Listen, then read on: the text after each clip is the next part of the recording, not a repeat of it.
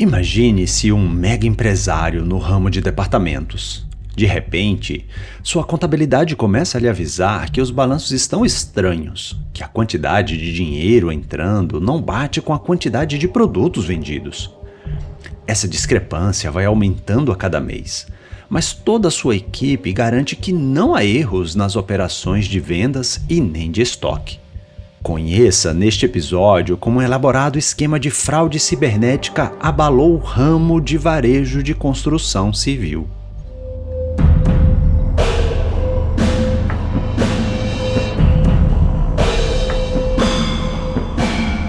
Eu sou o Neil Vedder e você está ouvindo Contos da Dark Web.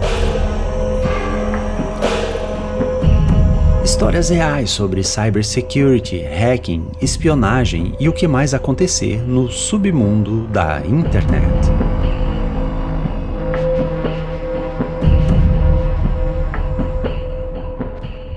Bem, antes de apresentar nosso convidado e entrar na sua história, desejo compartilhar com você, ouvinte, como cheguei até aqui. Este é o primeiro episódio de conteúdo original do Contos da Dark Web e representa um marco neste projeto, que está apenas começando. Se você chegou por aqui agora, os episódios anteriores foram traduções do renomado Darknet Diaries, do Jack Rhysider. Foi o apoio e o incentivo do Jack que me trouxe até aqui, e por isso este episódio é dedicado a ele, como uma forma de minha enorme gratidão. Jack, muito obrigado do fundo do meu coração. Se você domina o inglês, recomendo fortemente que assine e escute o Darknet Diaries. Obviamente, será uma experiência muito mais imersiva do que qualquer tradução que eu faça. Mas o Jack tem tantas histórias incríveis e que merecem estar ao alcance de muito mais pessoas. Por isso, ainda continuarei fazendo as versões em português do Darknet Diaries para aqueles que quiserem ouvir desta maneira. Eu sou formado em rede de computadores e matérias sobre segurança sempre permearam minha formação e meu imaginário. Num dos meus primeiros trabalhos como gestor de infraestrutura, eu já me preocupava com segmentação de rede e com controle de acesso à rede. Os pontos de rede naquele enorme complexo da organização ficavam todos ativos, e qualquer um que plugasse um dispositivo num ponto já estava dentro da rede. Aquilo me apavorava, pois eu vislumbrava como um atacante poderia facilmente comprometer tudo lá. Mas você não pode simplesmente decidir e executar mudanças numa organização. Tudo é precedido de processos, análise de impacto e muitas reuniões de convencimento e planejamento. Então, eu entendo perfeitamente por que tantas empresas têm tantos pontos fracos em sua segurança.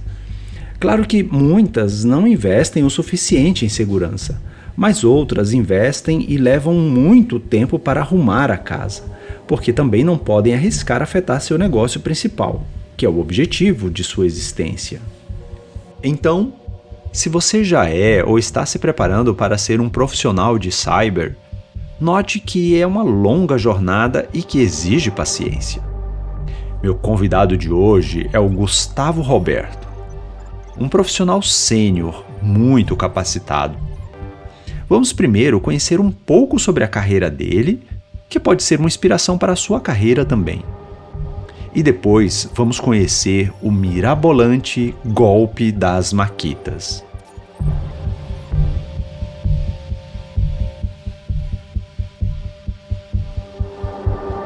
Oi, Gustavo.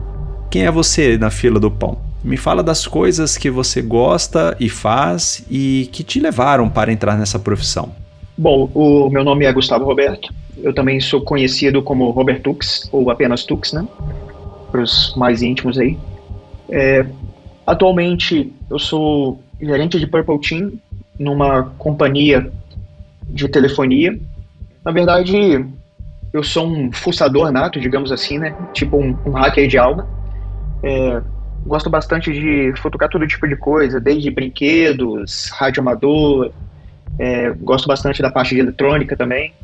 E sou digamos, radioamador aposentado, porque minha licença já venceu. Então, atualmente, como radioamador, só faço rádio escuta. Além disso, praticamente todos os dias eu treino jiu-jitsu. Eu sou faixa preta de jiu-jitsu da equipe Nova União. E esse é o meu hobby barra esporte favorito atualmente. Acabei passando por quase todas as fases de um profissional de TI, né? Fui lá desde o rapaz de suporte, que ajudava a passar cabo em canaleta, construir cabeamentos do tipo coaxial. Provavelmente muita gente nem sabe o que é isso mais hoje em dia. Depois eu passei a ser um administrador de sistema, eventualmente fazia alguns códigos, né? Numa empresa que eu trabalhei de comércio exterior. Depois de um tempo eu passei a ser administrador dos sistemas dessa empresa, onde eu tive uma grande evolução e tive um grande mestre nessa área, que eu gostaria até de deixar uma saudação para ele. Ele chama Hilton Monteiro. Foi um dos caras que tranquilamente eu mais aprendi na vida, e fui migrando de cargos, né, em empresas até o meu momento atual, que atualmente sou o gerente de telecom, como você diz, né, do Purple Team. Uma forma de especialização entre funções de segurança é a que dá cores a times. Red Team é o time especializado em achar as vulnerabilidades e testar a viabilidade de invasão. Blue Team são aqueles que atuam na defesa, programam e operam os controles de segurança. White Team entra como um mediador entre esses dois times anteriores, definindo as regras de comportamento de cada um de forma a ficar mais aderente ao mundo real. Já o Purple Team ocorre quando os analistas atuam tanto no ataque quanto na defesa, fazendo uma análise de impacto mais detalhada dos segredos de cada time. Estes são apenas alguns exemplos de especialização, mas existem tantas outras que levaria horas aqui para descrever. Muita gente me pergunta como iniciar na carreira de cyber. Costumo dizer que é bom a pessoa experimentar um pouco de cada especialidade para entender e poder assim escolher o que lhe agrada. Mas nunca ter pressa. Ser um bom profissional exige tempo e dedicação. Note no exemplo do Robert Tux, como um bom profissional não nasce no topo. Ele começou sendo o famoso menino do computador.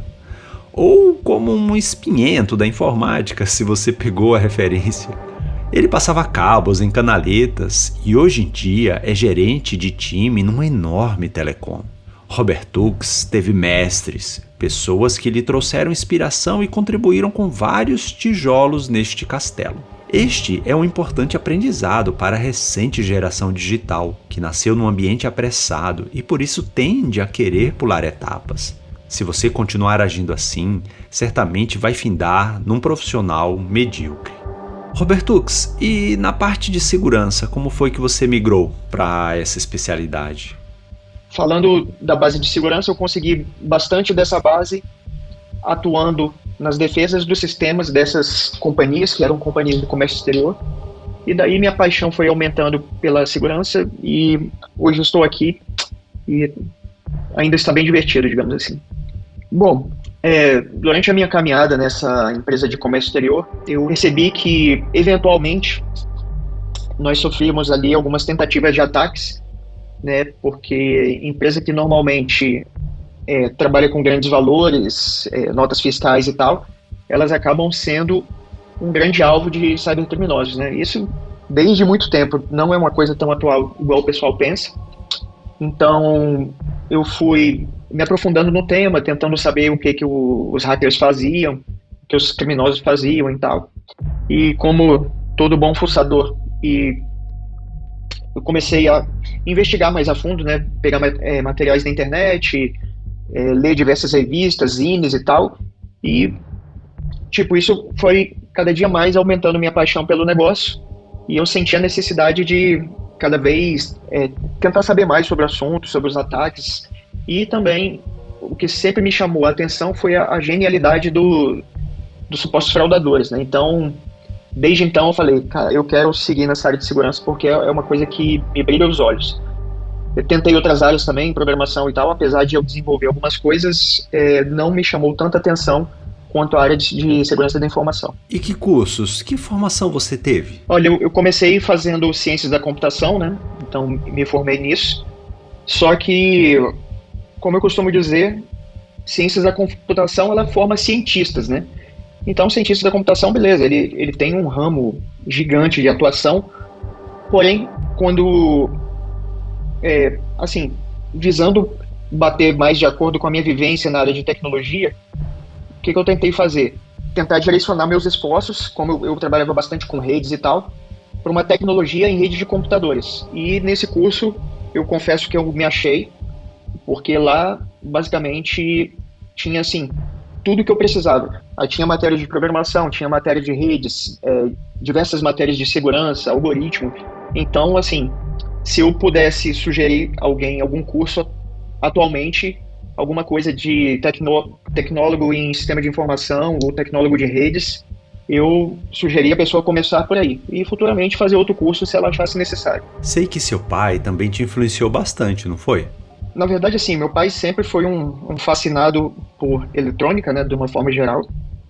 Então, eu costumo dizer que ele foi o primeiro hacker que eu conheci, né? Porque meu pai, o cara da pá virada, né? Pô, ele sempre construiu os próprios equipamentos, sempre investiu muito em revistas de eletrônica, em construir coisas para nós dentro de casa e dar aquele famoso jeitinho em tudo que aparecesse de eletroeletrônico dentro de casa, tipo, desde trocar uma lâmpada dentro de casa até, sei lá, consertar a placa da máquina de lavar, por exemplo. Então, meu pai sempre foi bem ligado nesse tipo de coisa, além de ter me ensinado bastante, né, cara? Construiu várias antenas comigo, fizemos várias experiências radioamadorísticas, digamos assim. Diversas vezes queimamos diversos circuitos por falta de atenção ou por estar mexendo com isso já tarde da noite. Então, assim, meu pai foi uma grande inspiração. Costumo dizer que ele era, ou seja, né, na prática ele era um hacker, mas não sabia que era, no caso, né? Então, cara, é até um clichê dizer que eu era aquela criança que desmontava os meus brinquedos para ver o que tem dentro, né? Mas além disso, de desmontar os brinquedos para ver o que tem dentro, eu fazia pequenas modificações, né, aproveitando que meu pai era bem forte em eletrônica, assim. Então, meu pai sempre ajudou, tipo, a dar um gás no meu carrinho de controle remoto. Ou, meu helicópterozinho quebrou. O que a gente pode fazer aqui para melhorar? Tipo, a hélice que não era móvel passou a ser móvel usando um motorzinho. Então, essas coisas foram o meu começo no hacking. E é até um clichê que basicamente todo mundo que você pergunta acabou fazendo isso na infância. E como foram os seus primeiros anos com o computador? Você já tinha um computador quando era criança? Eu fui ter computador, eu devia ter uns 18 para 19 anos, talvez. Eu fui ter computador tarde, diferente da maioria do pessoal hoje que já tem super cedo, né? Só que uma coisa curiosa é que antes de eu ganhar computador, eu já sabia que eu gostaria de mexer com Linux, por exemplo. Sempre gostei muito de ler, né? Daí eu estava passando numa livraria um dia, eu li assim, Linux, a Bíblia. Saiba tudo sobre esse sistema operacional fantástico e tal. Aí eu comprei esse livro, e li ele do início até o fim, inclusive todas as menções que os caras faziam, todas as páginas, literalmente eu comi esse livro, digamos assim. Então, cara, isso aí me deu uma base muito boa para quando eu ganhasse meu computador, eu conseguisse mexer com o negócio. Então, no primeiro computador nós tivemos um IBM PS1, aquele era de drive de disquete ainda, né? 33 MHz, 171 de disco. Para a época era uma coisa até meio avançada, né? E esse computador não conseguia rodar o Linux, porque o Linux que tinha na época precisava de um pouco mais de memória. Daí a gente não conseguiu. Aí futuramente meu pai, com um pouco mais de dinheiro, ele comprou um outro computador, esse sim com fax modem, com uns programinhas bacanas lá, e o Windows 98 na época. E a partir daí eu comecei a fuçar o Windows, assim, aliás, minto, eu comecei a fuçar no Windows 3.11. A primeira coisa que eu fiz de porcaria no Windows 3.11 foi instalar como é que se diz? A proteção de tela de um carinha que fica numa ilha, talvez você saiba do que eu tô falando. Ah, sim, eu lembro. O Robert Hooks está falando da proteção de tela do Johnny Castaway, um náufrago que flertava com uma sereia. Deixarei o link nas notas do episódio para você reviver ou, se você não for daquela época, conhecer. Certo, Roberto? Por favor, continue. Aí, rapaz, passou um dia, dois, daqui a pouco, vírus. Era o vírus da época, chamava Leandro e Kelly. Eu falei, meu Deus, aí... E pior que meu pai tinha copiado o disquete, levado para o serviço, e deu lá o problema do vírus de novo. Aí eu fiquei pensando, cara, o que eu vou fazer? Só que me deu um estalo assim na mente, eu falei, pô, ontem estava funcionando, hoje tá com vírus. E se eu mexer aqui na data do setup? Aí voltei, aí voltou ao normal. Eu falei, opa, então eu já sei por onde começar a fazer a coisa funcionar. Tipo assim, mas só passava da data, o vírus voltava, né? Que esse vírus Leandro Kelly era quase que uma cópia daquele vírus da época chamado Michelangelo. Talvez você se lembre. Então, beleza. E depois que eu consegui fazer essa façanha aí de o vírus parar de funcionar, eu falei, cara, preciso estudar mais sobre isso. Aí eu comprei um monte de livro de hack que tinha na época, um monte de revista, e fui tentando beber daquelas fontes ali. E o desfecho dessa história era o seguinte. Esse vírus Leandro Kelly, feito por brasileiros lá de Minas Gerais, ele nada mais era que um vírus de boot, né? Então, se eu desse lá um fdisk/mbr, eu corrigi o mbr, sumiu o vírus. E depois que eu aprendi isso, cara, eu tirei vírus de muita gente. Não ganhei dinheiro, fiz na manha, né, como dizem. Mas, assim, o meu primeiro bom contato com hacking e com o mundo de vírus, essas coisas, foi nessa história aí, cara. Nos anos 90, a maioria dos vírus não causava muito estrago. Eram feitos muito mais pelo desafio e curiosidade do que como uma forma de dano e vantagem. Os hackers, os nerds da época, gostavam dos desafios de manipular o comportamento do sistema. Deixarei nas notas do episódio o espelho de matéria do caderno Informática da Folha de São Paulo, datado de novembro de 1994, falando sobre a vacina para o vírus Leandro e Kelly. Note que o termo hacker já foi usado até aqui, tanto para descrever os criminosos quanto para descrever os profissionais do bem. É importante deixar claro que hacker não é sinônimo de criminoso. Hacker é quem gosta de estudar os mecanismos e obter o controle desses mecanismos, para fazê-los funcionar de maneira diferente. Hacker é um curioso, que gosta de estudar e se empolga e perde a hora lendo livros de conteúdo técnico. Mas como todo conhecimento na vida, a pessoa pode decidir usar para o bem ou para o mal. Bem, agora que já conhecemos sobre sua formação, como você foi parar na investigação da fraude da Marquita? Vamos chamar assim para dar um nome divertido. Muito bem. Esse foi um caso interessante e bem importante assim na minha vida, nessa vida de profissional de segurança da informação. Então, o que acontece? Eu trabalhava para uma empresa aí, de uns caras bem famosos no mercado. Então, nós estávamos lá numa sexta-feira, pronto lá para comer o cachorro-quente de Osasco. A gente desceu, eu e o amigo, né? E enquanto a gente estava lá pedindo cachorro-quente, chegou uma mensagem no meu celular e falou: Gustavo, cara, tem um problema aqui, você consegue nos ajudar? Falei, eu vim aqui pegar um cachorro-quente, mas já subo no escritório. A gente, no dia, tinha até fechado o escritório já, porque já era além de 18 horas, né? Aí fomos lá entender o caso. E depois o rapaz nos ligou novamente e disse assim, olha, aqui na loja nós detectamos um dispositivo e, curiosamente, depois da detecção desse dispositivo, que a gente não sabia o que era, a gente foi fazer uma verificação nos caixas da empresa e descobriu que tinha, durante um mês, uma perda enorme financeira, e a gente queria saber se, na verdade, esse dispositivo tem a ver com essa fraude, né? Ou se não tem nada a ver. Os caras, como eles estavam com uma certa urgência, então marcaram com a gente para o sábado. Então, uma pessoa da loja trouxe o dispositivo até a gente e ele veio acompanhado de um oficial de uma força de segurança, não me recordo qual agora, e ele falou, olha, a gente encontrou esse dispositivo aqui, é uma caixinha, vocês podem dar uma olhada para nós, para a gente saber se isso tem ou não a ver com a fraude da loja? Aí beleza, demos uma olhada superficial assim, não parecia ser algo muito problemático. Inicialmente, o equipamento ele lembrava muito um switch, né, só que em dimensões menores, né?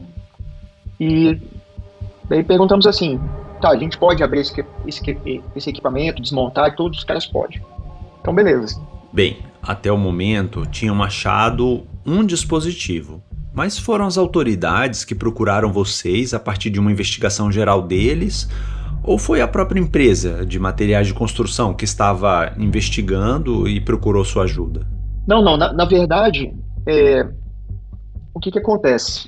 Como eles estavam tomando muita fraude, né, ordem dos milhares de reais por mês, eles resolveram vasculhar todo o sistema de câmera, toda a loja, em busca de qualquer coisa que não parecesse que não era da loja exatamente, né? Então, nessa vasculhada pela loja, atrás de um equipamento específico, grande por sinal, eles encontraram esse equipamento. Então, eles falaram, nossa, tem um equipamento aqui, atrás de um trambolho enorme, que era um misturador de tintas, digamos assim. Então, isso aqui pode ter relação. Aí o que acontece? Eles, conversando com a segurança patrimonial, eles começaram a revisar todas as câmeras da loja e descobriram que em determinado dia passou uma pessoa perto desse misturador de tinta, fez um movimento suspeito, sumiu da câmera, daí sumiu. Aí os caras perderam ele de vista, porque eu acho que ele conseguiu passar atrás de uma pilastra ou algo assim que não tinha muita visualização, e depois filmaram um cidadão lá na porta da frente já saindo. Então isso aí levantou uma séria suspeita, e na ronda pela loja eles foram lá, de fato havia o equipamento atrás desse misturador de tinta, coletaram o equipamento, não parecia um equipamento da loja, então eles, como havia tido perda financeira, eles acionaram a polícia, né? E a polícia sugeriu para que ele procurasse empresas especializadas nisso. Por sinal, nós tínhamos algum contato com as forças policiais e eles sugeriram que levasse o equipamento para nós. Aí esse equipamento acabou chegando nas nossas mãos. Foi assim que tudo ocorreu. Neste ponto, fica evidente que a empresa não tinha nenhum controle de acesso à rede, ou NAC, Network Access Control. Este tipo de protocolo mantém o dispositivo confinado numa rede isolada até que ele atenda aos requisitos de autenticação e autorização. Ok, então o que tinha no equipamento? Como estudaram sua estrutura e o que vocês encontraram nele? Bom, basicamente nós fizemos lá, digamos assim, uma autópsia do equipamento, né? Basicamente se tratava de um dispositivo embarcado que conseguia rodar Linux, no caso era um Raspberry Pi, nesse caso específico. O Raspberry Pi, para quem não conhece, é uma plaquinha com processador, uma entrada de rede, entradas de áudio, então se parecia muito com um microcomputador, né? Era um computador em dimensões pequenas. Uau! Ter um mini computador dentro da rede de um alvo é tudo o que um hacker criminoso quer. Com isso, ele pode entrar e sair a hora que bem entender, além de poder mapear todo o comportamento e infraestrutura do seu alvo. Seja num lugar movimentado para se disfarçar no meio dos outros, ou num lugar de baixo ou nenhum movimento, esses computadores são tão pequenos e exigem tão pouca energia que acabam sendo difíceis de serem encontrados. O LAN-Turtle da Hack5, por exemplo, é um dispositivo muito usado pelos Red Teams para testar as fraquezas físicas de uma rede. Ele consiste num mini computador alimentado por uma porta USB e sua única interface é uma porta Ethernet. Ele é tão discreto que, se colocado até mesmo sobre a mesa, atrás de um computador, pouca gente vai notar que é um dispositivo de invasão. O cérebro era isso, e junto desse mini computador aí existia uma fonte, alguns cabos coloridos e também um modem 3G. Então a gente ficou pensando, tá, tinha um equipamento, beleza, aparentemente, assim, tinha um SD card, né? Um cartãozinho de memória. Aí a gente ficou pensando, tá, beleza, um equipamento, um Raspberry, a gente até sabe mais ou menos para que serve, mas para que serve exatamente um modem 3G? Então a gente ficou um pouco pensativo e chegou à conclusão que poderia se tratar de uma conexão remota, né, por exemplo. E, assim, nas primeiras semanas não saiu muita coisa, mas a partir da segunda semana a gente começou a progredir nos estudos. Bem, então, além de estar na rede do seu alvo, o atacante ainda foi esperto o suficiente para estabelecer seu comando e controle por meio de um modem 3G. Desta forma, ele podia entrar e sair sem precisar passar por eventuais firewalls da empresa e sem deixar rastros de sua atividade. Boa sacada! E que ferramentas e técnicas vocês usaram para entender as táticas do atacante? Como era digamos, um voo cego, a gente não sabia exatamente do que se tratava.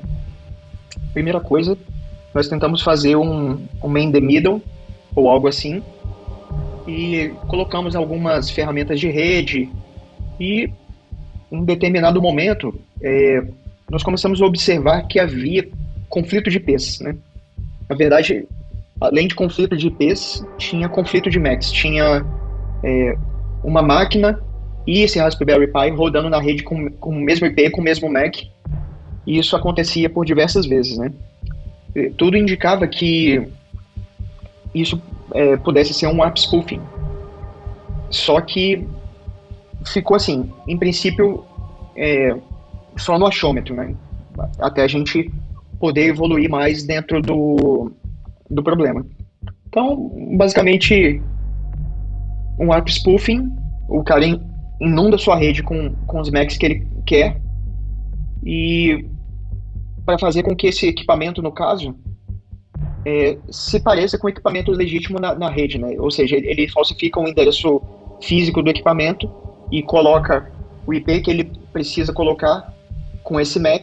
Então, ou seja, esse IP que ele precisa colocar mais o Mac faz com que o equipamento pareça com um equipamento legítimo. Isso aí, com isso ele conseguia bypassar alguns filtros de controle de Mac, por exemplo. O MAC, MAC, ou Medium Access Control Address, é o endereço mais elementar de rede de um dispositivo. E, teoricamente, nunca deveriam existir dois iguais, porque eles são gerados na fábrica, a partir de um controle internacional que evita a colisão. Ele é gravado em firmware para não ser alterado. Mas muitas placas de rede permitem que o MAC seja alterado e o atacante pode então praticar o MAC spoofing, fazer com que sua placa anuncie o MAC de outro dispositivo e assim redirecionar o tráfego todo para si. Os sistemas de NAC são fortemente baseados nos endereços MAC. E para não serem vulneráveis em casos como este, o Blue Team precisa adicionar outras etapas de validação no sistema de NAC. Já o ARP, ou Address Resolution Protocol, é um protocolo usado para associar um endereço MAC com o endereço IP. O atacante pode também forjar pacotes do ARP para direcionar tráfego para si. Ao juntar essas duas técnicas, o atacante pode criar um mundo paralelo para as máquinas, manipulando-as ao extremo, para que elas façam o que ele quiser. Nós fomos lá fazer um levantamento depois na segunda-feira, lembra que eu falei?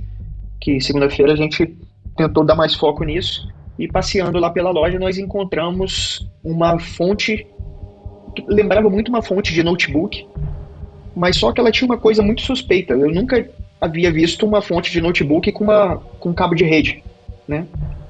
Isso assim me despertou bastante a curiosidade sobre o que aquilo seria. Então nós perguntamos se poderia coletar aquela fonte. O cara da loja falou que sim. Então conseguimos mais um produto aí para levar para o laboratório, desmontar e ver do que se tratava. Então, chegando no laboratório lá, dentro da fonte, também havia um cartão de memória, um modem 3G. Dessa vez a fonte tinha uma bateria de celular junto e também uma etiqueta na fonte com o número de série que indicava que aquilo ali pudesse ser produzido com uma certa frequência, né? E de fato era, no final das contas, né? Então, no levantamento que a gente fez durante essa investigação na loja, nós descobrimos que quais eram os pontos relevantes da coisa? Todo equipamento encontrado, ele estava na rede da loja. Normalmente, a rede não estava segmentada, ou seja, servidor, máquina de estação, misturador de tinta e afins, todos ficavam numa mesma rede, né? Que isso é uma péssima prática. Ou seja, né, qualquer coisa que precisasse de rede estava ali plugado na rede principal da loja. Desde os leitores de preço, até os servidores, até os caixas eletrônicos, ou seja, não havia separação de rede, né? E isso aí, para um fraudador, é uma festa boa, né? Segmentar a rede é uma das tarefas mais básicas, um dos primeiros ensinamentos em qualquer curso de redes.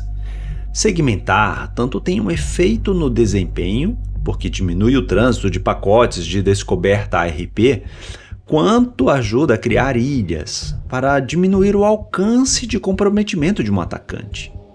Mas fazer isso dá trabalho e exige investimento. Numa rede segmentada, o analista tem que providenciar uma série de configurações cada vez que um novo dispositivo é adicionado. Por outro lado, ativos críticos, como serviços de caixa e de contabilidade funcionando numa mesma rede, é como se não houvesse paredes para esses setores, como se tudo funcionasse numa mesma sala. Se o atacante entrou naquela sala, invadiu tudo. Uma outra coisa bem curiosa que a gente encontrou dentro da loja, em um dos equipamentos, tinha uma nota escrita à mão, assim, dizendo não desligar nunca, com erro grosseiro de português, né? Desligar e obrigado à gerência. Isso também foi bem curioso. A gente até ficou com mais vontade de pegar o equipamento para examinar mais de perto o que estava ocorrendo, né? Então, assim, até aí a gente já desconfiava que a fraude que os caras estavam sofrendo poderia ter relação com este equipamento. Muito bem. Então, em outras lojas do ramo, foram encontradas versões maiores do Raspberry. Só que dessa vez era um Raspberry bem mais potente, com entrada para HD, com 2 entradas de rede, ou seja, eles estavam fazendo a coisa ficar um pouco mais profissional, né? Era o Raspberry A20. Os golpistas perceberam que poderiam pulverizar seus rastros e ampliar seus ganhos, usando as mesmas táticas em outras lojas do ramo. Então, eles pensavam assim, né? Bom, se essa loja X tem esse monte de vulnerabilidade de rede, certamente as próximas lojas vão ter as mesmas vulnerabilidades, e tinham de fato. Então, nas próximas lojas, eles instalaram equipamentos mais modernos, que era dessa vez, ele deixou de ser um Raspberry comum e virou uma Cube Board. A Cube Board é tipo um Raspberry, só que um pouco mais robusta, assim, né? E nessas versões das outras lojas, o artefato era bem melhor acabado, ele ficava numa caixinha bonitinha. Então, você vê que o profissionalismo dos caras, como é que estava chegando, né? Eu imagino que essa primeira loja foi uma loja de teste, e as lojas subsequentes foram lojas que eles já estavam fazendo o golpe da versão melhorada, digamos assim, né? Então, agora, a quadrilha estava sofisticando um pouco mais, investindo em equipamentos mais robustos. O Raspberry ficou muito famoso por ser pioneiro na produção de minis placas-mãe. Mas existem outras marcas que podem produzir bons produtos, como a Cubby Board e a Banana Pi. A turma de cyber costuma chamar esses equipamentos implantados de Rogue Devices, que agora vou chamar aqui de dispositivo pilantra, numa tradução livre. Ok, Robertux, e como vocês foram entendendo o que exatamente esses equipamentos pilantras faziam? Então, nós descobrimos assim algumas características comuns a todas as fraudes. Basicamente, eles estavam em... Quando você entra numa loja e vê aquela gôndola bonita, com TVs ou computadores e tal, isso aí era um forte indício que os caras iam plantar essa fraude lá. Por quê? Porque lá tinha um ponto de rede, né, por onde o computador recebia as programações do que ia passar no dia. Então, assim, era um forte indício que se a loja tivesse perda financeira, tivesse uma gôndola dessa toda bonita ligada ao computador, podia saber que por ali, muito provavelmente, ia estar morando o equipamento do fraudador, né? Muito comumente, eles instalavam também o equipamento na rede onde fica plugado o leitor de preço. Porque se vocês observarem bem, o leitor de preço ele ele se comunica com a rede, né? Eventualmente, quando você está passando por uma loja, você consegue visualizar lá o IP, configuração e tal. Então, isso é um prato cheio para o fraudador fazer a configuração. Então, nós tínhamos certeza que era um Linux, em alguns tinham criptografia, tinha conexão com a internet e tinha conexão com a rede local.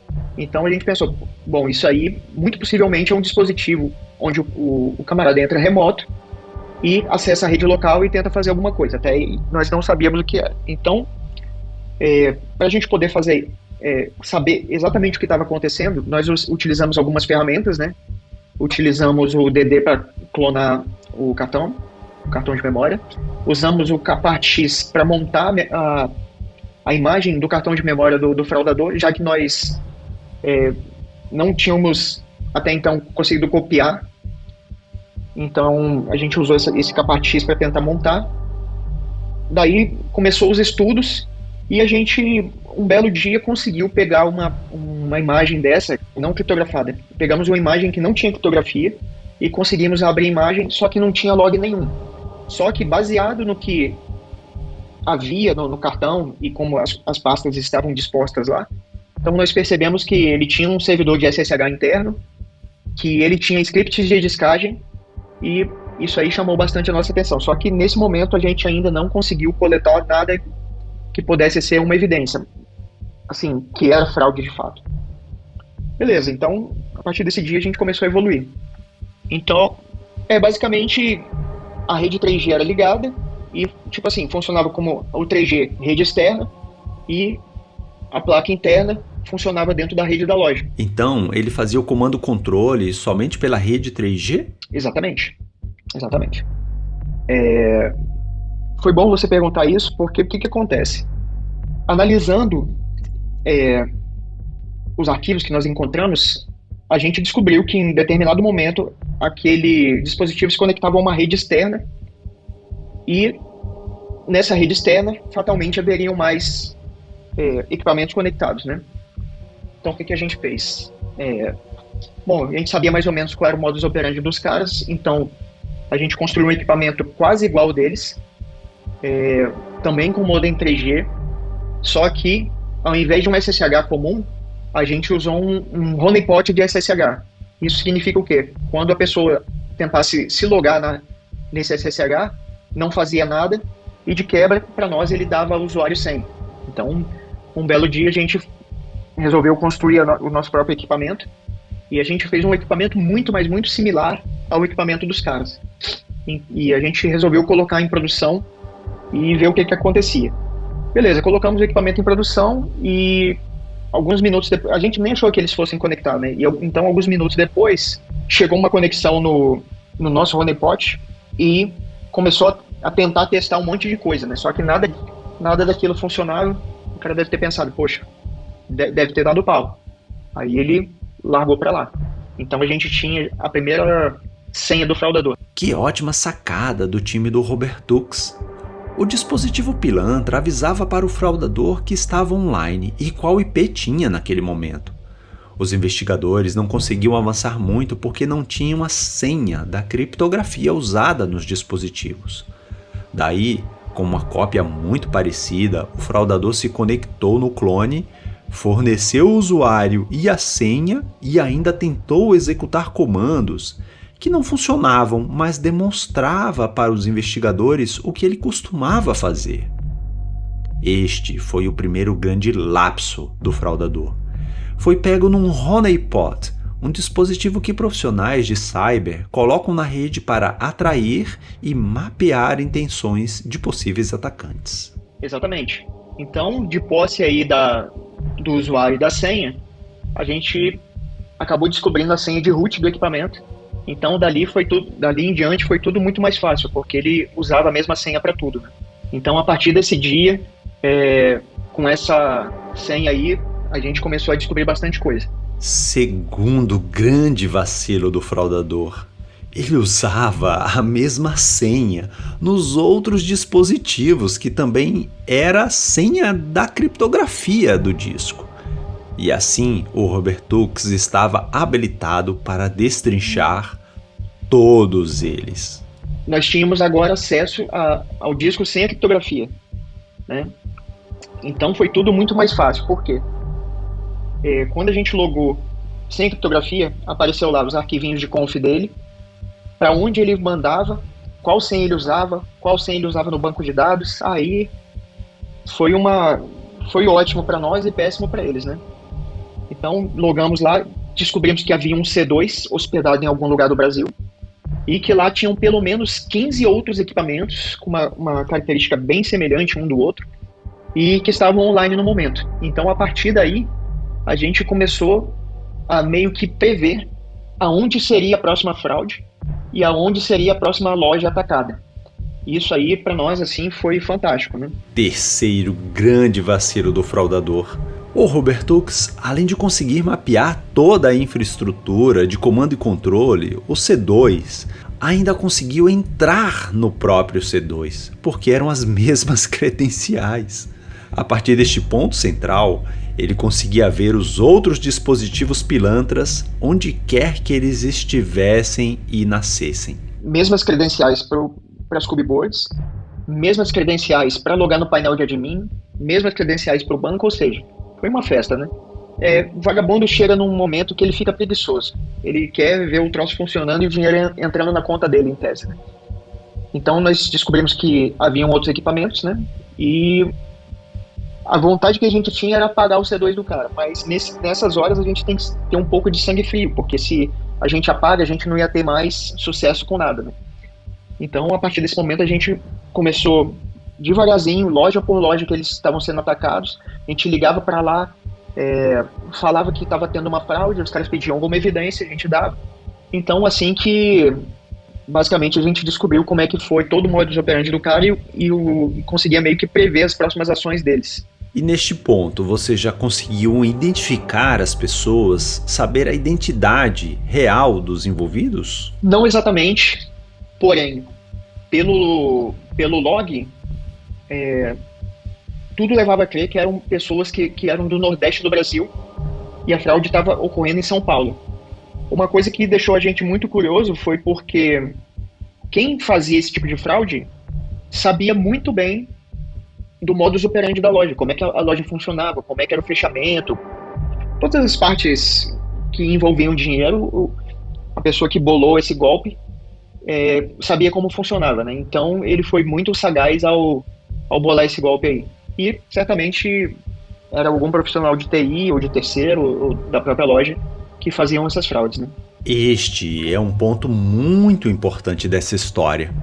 Por mais que fosse um hacker super habilidoso e não cometesse deslizes, seria muito pouco provável obter esse nível de sucesso se ele não conhecesse os detalhes do negócio. Quando um hacker invade uma empresa qualquer e ele não conhece o funcionamento dela, normalmente ele procura ficar quietinho na infraestrutura para não ser notado.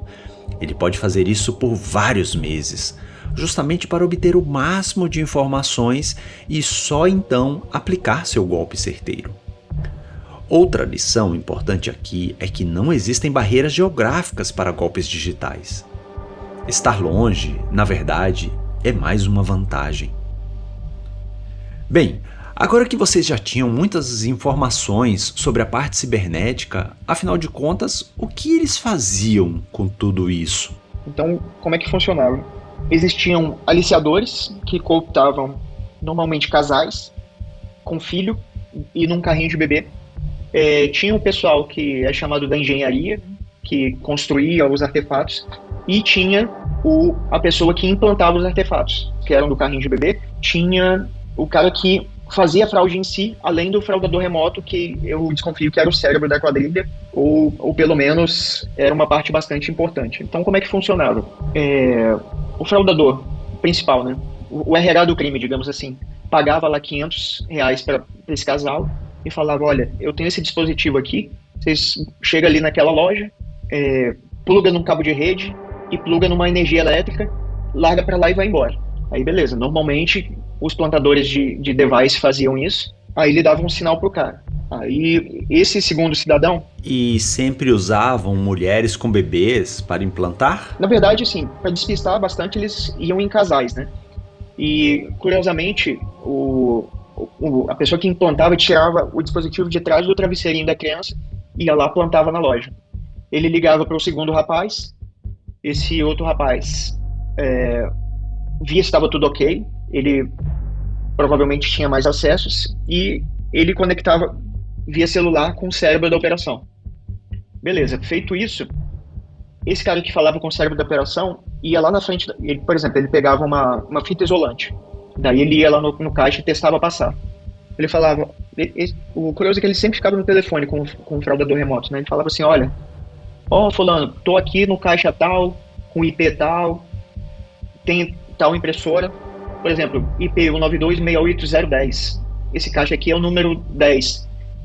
Então, o fraudador remoto fazia o quê? Ele dava o comando de lá, ele usava uma ferramenta chamada EtherCap. Essa ferramenta possui um plugin que consegue isolar e escravizar a máquina, no caso 92.68010, e estando a máquina escravizada, ele consegue enviar um comando de lá e fazer com que essa máquina faça qualquer operação que ele quisesse, inclusive emitir notas fiscais como se tivesse sido feita uma compra, mas na realidade não era. Então, retomando aqui, a pessoa ia no caixa, tentava passar a fita isolante, passava todos os dados, e dado momento ele falava, eu estou no caixa 92.68010, caixa 10. Aí o cidadão tentava passar o cartão dele, normalmente não ia de primeira, aí ele falava, nossa amor, tentei passar o cartão aqui e não deu. Muito provavelmente o fraudador remoto falava, tenta de novo. E quando ele tentava novamente, aí sim passava, emitia uma nota fiscal como se fosse uma nota fiscal normal, a pessoa pegava a conta, botava na sacola e ia embora. Então, a fraude estava aí. Esquema desvendado. Era uma fraude síncrona, precisava da interação do hacker naquele exato momento. Ele manipulava os equipamentos de venda e fazia concluir uma compra falsa. A nota fiscal saía, mas a venda não tinha sido processada de verdade. O fraudador, com certeza, conhecia todos os detalhes do processo de venda para manipulá-lo neste nível. Tipo assim, tudo levava a crer que era uma nota verdadeira, só que com o comando do cara ele ejetava e não saía nada, não tinha um valor contábil, digamos assim, né? Era simplesmente uma nota com um valor que normalmente o caixa não está treinado para esse tipo de coisa, né? Então ele pegava a nota, dava a mão do cara, ele botava a nota na sacola e seguia o rumo. E, curiosamente, depois que essa compra dava certo, a pessoa voltava, dizia que esqueceu algo, fazia por exemplo, esqueci de comprar furadeiras. Aí ele botava as furadeiras no carrinho, ia lá, passava de novo o mesmo caixa, mesmo procedimento. Aí falava, nossa, como eu sou esquecido, né? Tipo, dava aquele migué, como dizem. E, novamente, ficava no telefone e acontecia tudo novamente. O fraudador remoto dava o comando, injetava a nota, ele botava a nota na sacola dos equipamentos e seguia a vida. Olha só. Passar um item de pequeno valor era apenas a validação de que o esquema estava todo funcionando naquele momento. Deu certo, o meliante inventava uma desculpa, entrava de volta na loja e voltava em seguida para o mesmo caixa, mas agora com um monte de produtos de alto valor. Ao sair com esses produtos sem pagar por eles, tinham agora uma fonte de receita no mercado paralelo. Era assim que o dinheiro alimentava o esquema, com a prática de receptação dos produtos frutos de crime. O crime de receptação está previsto no artigo 180 do Código Penal brasileiro.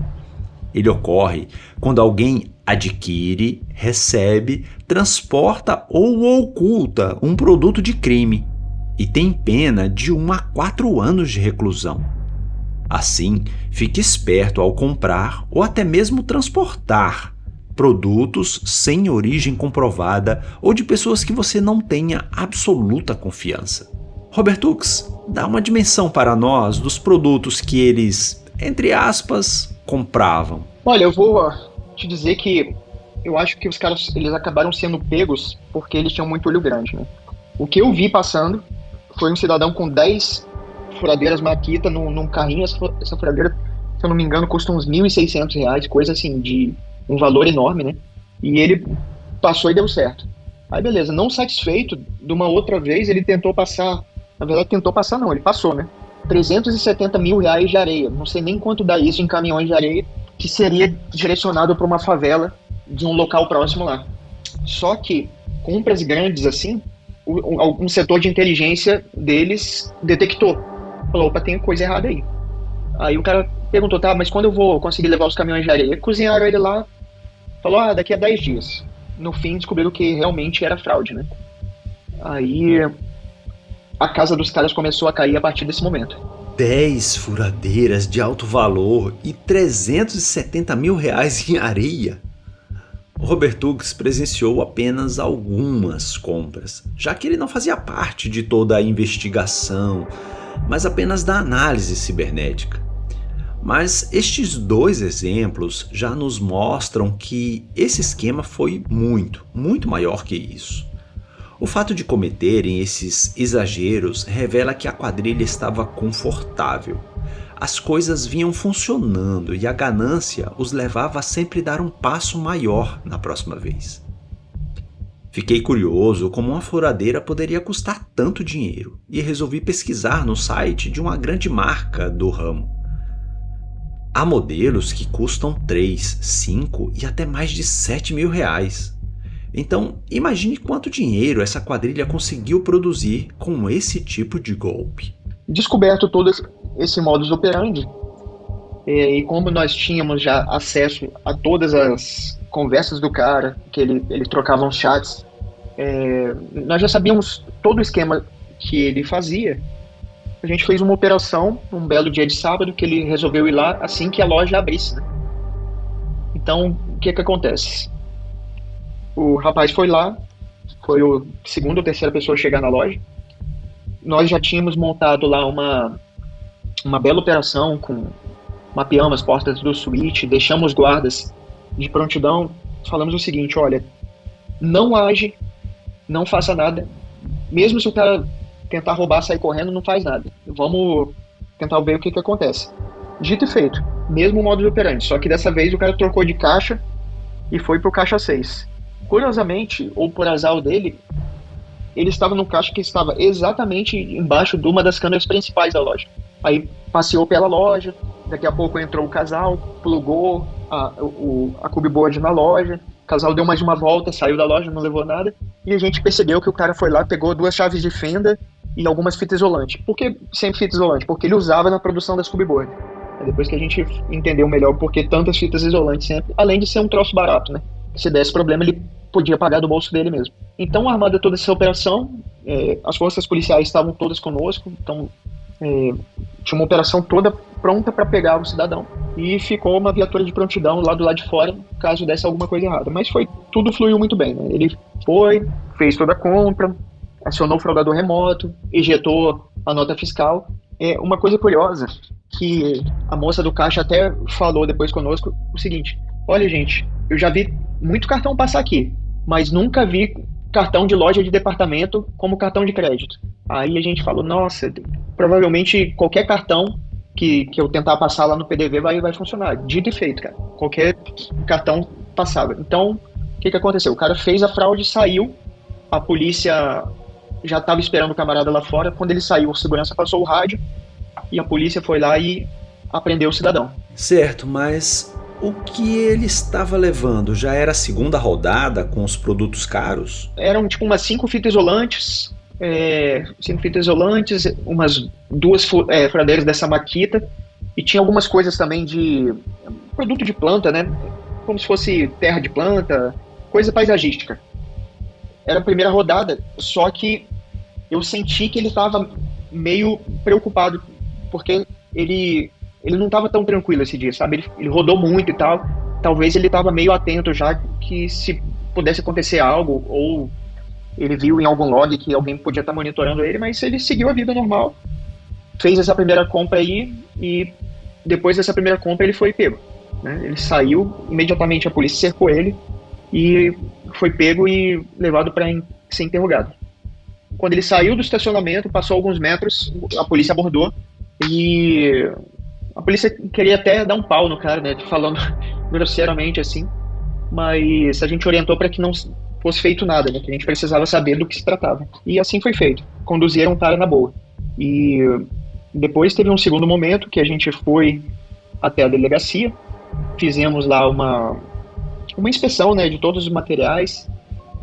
Descobrimos que havia com o cidadão lá pelo menos 35 cartões das mais diversas bandeiras e finalidades.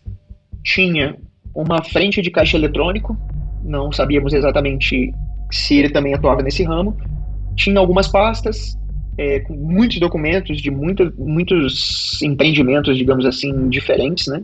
E 2 celulares. Dentro dos celulares que foram apreendidos, né, tinham muitas anotações de coisa de quadrilha e tal. E existia uma parte grotesca também, que era foto e vídeos de vários assassinatos, inclusive assassinato de mulheres, de policiais, assim, um negócio bem bizarro, sabe?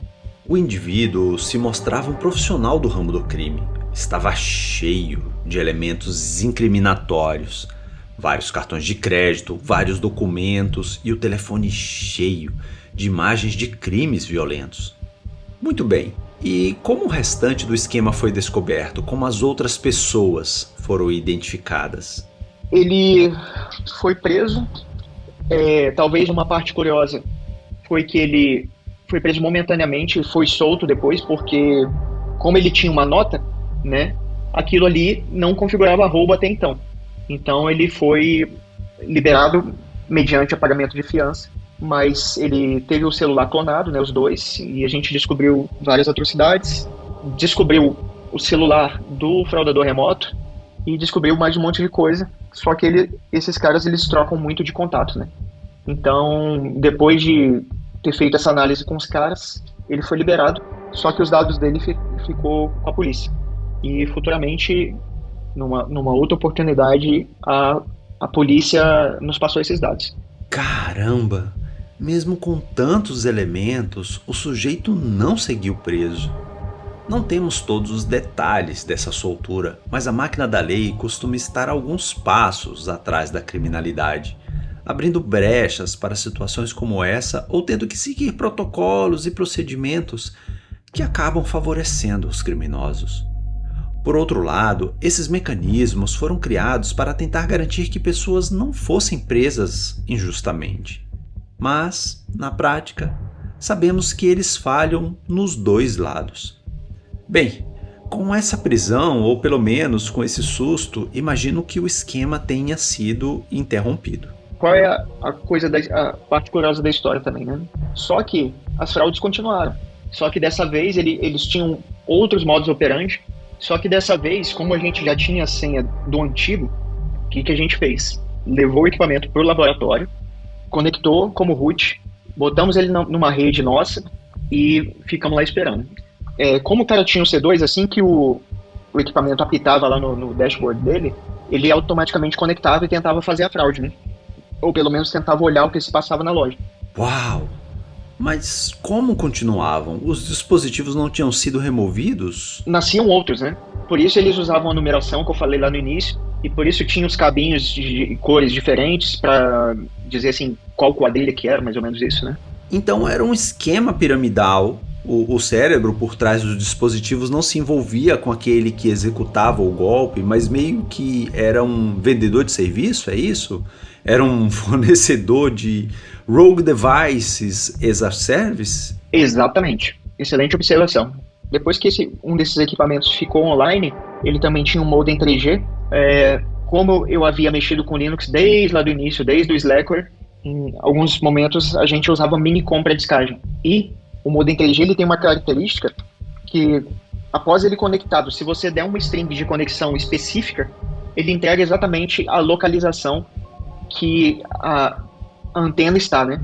Para nossa sorte e azar do fraudador, ele morava num lugar no Nordeste, muito ermo assim, que basicamente tinha um casarão, que era a casa do fraudador, e uma antena perto.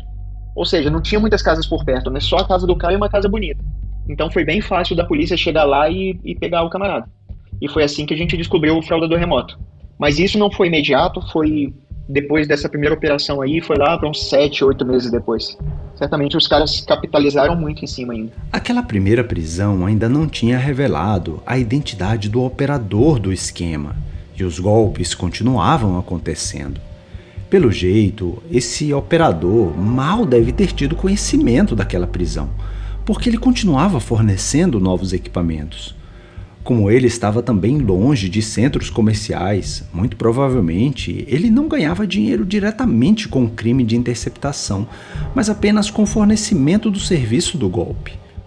Ou talvez um percentual sobre cada uma daquelas notas fiscais falsas que ele produzia. Mas que sacada do Robertux! Seu profundo conhecimento ajudou a identificar a torre de comunicação usada pelo fraudador, e ele fez isso através de um programa que quase não é mais utilizado hoje em dia. Mais uma prova que sua longa formação é o que o torna um excelente profissional de cyber, que olha os detalhes e sabe juntar o quebra-cabeça.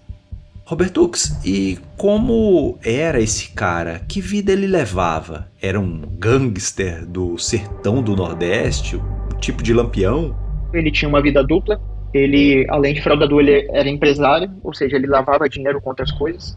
Diversas outras coisas, diversos outros ramos, não só isso. Ele tinha uma família bem constituída. Ele não era um cara que parecia ser, assim, pobre, digamos assim. Ele tinha uma certa condição, não sei se ele obteve essa condição a partir de fraudes, né? Mas sei que o cara tinha tudo para ter uma vida digna, sem roubar os outros, e só que a ganância falou mais alto, né? Então o cara passou a roubar. Foi triste a prisão do cara, né? Porque a família dele ficou sabendo, os filhos ficaram sabendo, foi bem, bem triste assim, mas o cara procurou, né? Uma pena, mas ele procurou.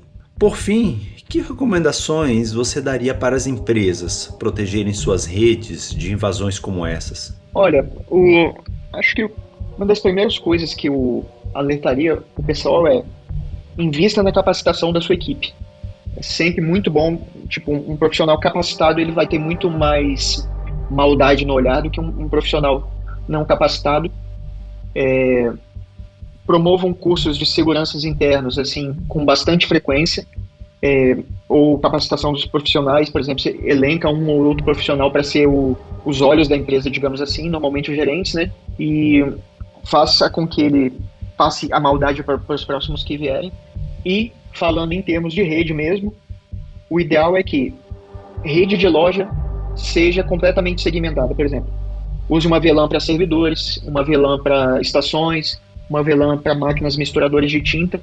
Então, você fazendo essa segmentação de rede e não deixando a rede toda aberta como era nesse primeiro caso das lojas, já colabora bastante para a mitigação do problema, né? Tipo, não deixa, na verdade, o problema acontecer. É passível de fraude ainda? Pode ser, mas a pessoa teria que fazer... O fraudador teria que dar muito mais passos até obter sucesso na fraude.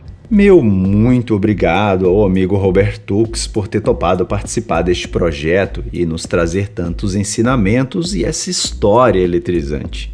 Você poderá encontrá-lo no @GustavoRobertux no Twitter, que durante esta gravação estava bloqueado no Brasil, por conta da celeuma entre o ministro Alexandre de Moraes do STF e o Elon Musk. E também no LinkedIn, com o mesmo @GustavoRobertux. Os links estão nas notas do episódio. Você ouviu Contos da Dark Web e eu sou o Neil Vedder, no mundo hacker, um tipo de meu degenerado favorito. Edição e sonorização Lamparina. Arte da capa de Dan Borges. Ufa, isso dá trabalho, mas também uma tremenda satisfação. Espero que você tenha gostado e estou ansioso para ouvir seus comentários e sugestões. Claro, recorrendo àquele apelo de produtor de conteúdo, por favor, assina o canal, toca no sininho, comenta e passa esse episódio para o máximo de pessoas que puder. Só assim poderemos produzir mais episódios. Sabe por que o PC Windows não compromete a rede? Porque ele não tem MAC address.